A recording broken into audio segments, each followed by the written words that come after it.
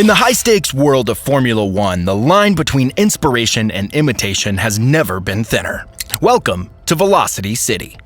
Ladies and gentlemen, start your engines, because today on Velocity City, we're diving headfirst into the firestorm that's ignited the F1 paddock.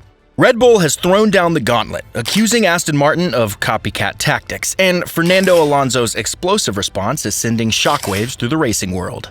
If you crave the most thrilling, in-depth, and exclusive Formula One coverage, hit that subscribe button and turn on the notifications right now. And if you're just as fired up about this controversy as we are, get in the comments section with your thoughts. Alright, buckle up, because it's time to uncover the truth behind this high-octane scandal. Let's hit the track. Fernando Alonso has always been known for his feisty character, and he didn't disappoint when Red Bull came after his new team, AMR 23.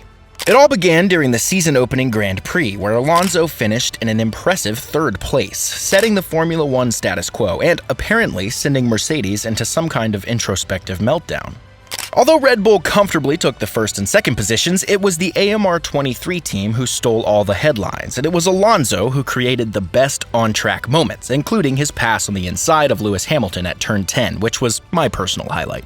Red Bull was the only team to look at the AMR 23 and claim it was theirs. But when Helmut Marko, Red Bull's advisor, was asked about the impact of a man who had been very important in the design of the AMR 23, Aston Martin's technical director Dan Fallows, Marko said, "It's true that what Fallows had in his head cannot be erased. Copying the focus is not prohibited, but can you copy in such detail without having documentation of our car? We have 3 Red Bulls on the podium, only the last one with a different engine." Marko seemed to be suggesting that Dan took everything he learned at Red Bull and used it to replicate the RBA Aston Martin, going as far as saying that he'd done such a good job of it that it must have taken physical Red Bull property with him as well.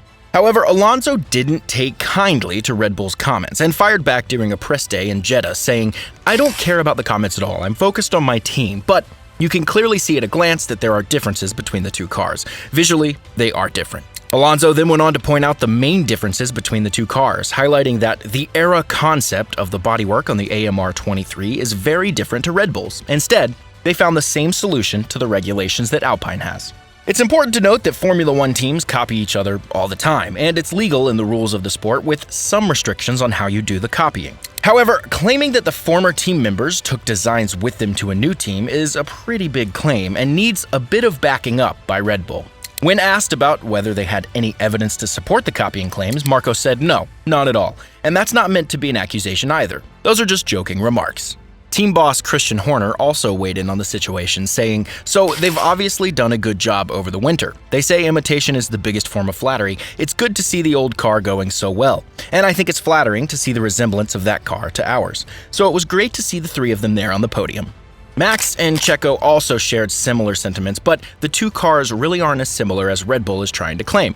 This isn't another pink Mercedes situation, and Aston Martin hasn't completely ripped off another team's design like they did in 2020. In fact, it looks more like the Alpine than anything else, but both teams are sporting heavily changed cars from 2022, so neither could have copied the other. Despite the controversy surrounding the copying claims, Aston Martin has had a strong start to the season, and Alonso attributes this to the passion of the team owner Lawrence Stroll and an attitude within the squad that is only concerned with success. Alonso said, "I think you need to have the vision and ambition of Lawrence Stroll, or our leadership and our management, because the opportunities are there for everybody. But it seems that only one team is willing to do whatever it takes to win, and I'm proud to be a part of this organization."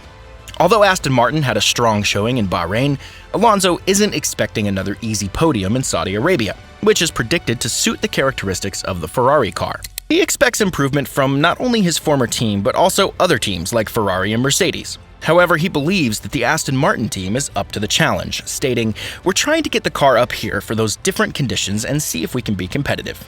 The reason Aston Martin did so well in Bahrain was that they were able to produce loads of downforce while minimizing drag, presenting their tires really well.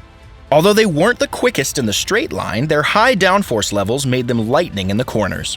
It's essential to have a high top speed due to the big straights at the track. So Aston Martin has gotten the rear wing for race day, which will produce less downforce and drag, therefore increasing their top speed. If the team understands their car well, they will be able to deal with their setup and sacrifice on downforce to improve the top speed, which could result in a closer race in Bahrain. In conclusion, the controversy surrounding the copying claims has caused quite a stir in the F1 paddock, but Alonso believes that the AMR 23 is visually different from Red Bull's car. Despite the comments from Red Bull, Aston Martin has had a strong start to the season, and Alonso attributes this to the passion of the team owner Lawrence Stroll and an attitude within the squad that is only concerned with success.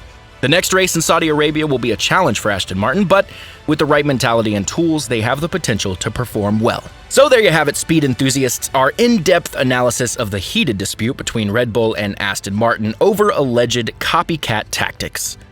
The F1 community is buzzing, but where do you stand? Are you siding with Alonso's viewpoint, or do you believe Red Bull's allegations hold merit? We want to hear your thoughts, so drop a comment below. As always, we appreciate your support here at Velocity City. If you enjoyed this high-octane discussion, don't hesitate to hit that like button and share this video with fellow F1 fanatics. Remember to subscribe and hit that notification bell to stay in the fast lane with us for all things F1. Buckle up, and we'll see you in the next thrilling episode.